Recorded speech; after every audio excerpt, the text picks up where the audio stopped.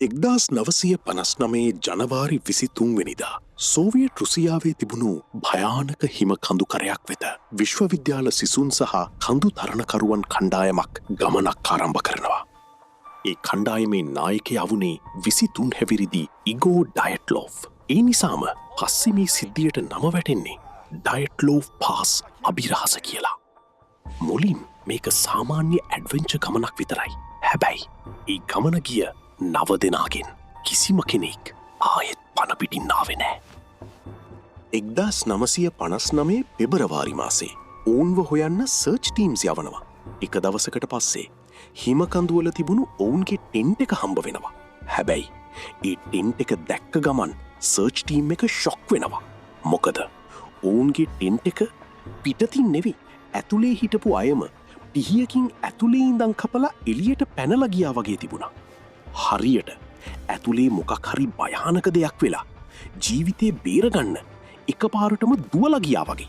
ඒත් එදා රෑ එළියේ ටෙම්පරේචර් එක සෙල්සියස් අංශක -30ටත් වඩා අඩුයි. ඒ වගේ තැනක මිනිස්සු ටින්ට් එක දාලා එළියට දුවන්නේ ඇයි? ඊටත් බය හිතන දේ තමයි හිම මත තිබුණු ෆුට්ප්‍රින්ට්ස් වලින් පේනවා ඔවුන් ගොඩක් දෙනා සපත්තුත් නැතුව හිම මත ඇවිදගෙන ගිහින් තියෙනවා. පස්සේ එක්කෙනාගේ මලසිරුරු හම්බ වෙන්න පටන් ගන්නවා. සමහරු ගස් යට වැටිලා මැරිලා.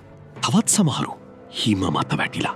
හැබැයි සමහර බොඩීස් වල තිබුණු තුවාල දැක්කම ඉන්වෙස්ටිගේටර්ස්ලාත් බය වෙනවා. එක්කෙනෙක්ගේ හිස් කබල කැඩිලා. තවත් කෙනෙක්ගේ පපුව ඇතුළට තැලිලා.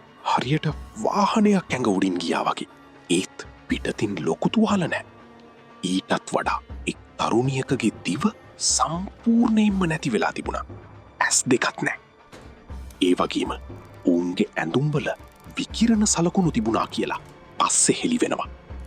එතකොට ඇත්තටම එදා රෑ මොකද වුණේ? හිමනායයාමක්ද?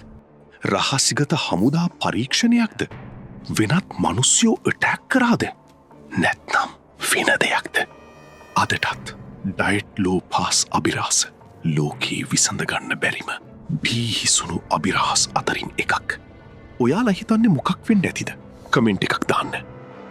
මේ වගේ තව අභිරහස් කතා බලන්න ඩාර්ක් ස්ටෝරීස් ලංකා අපිව ෆලෝ කරන්න.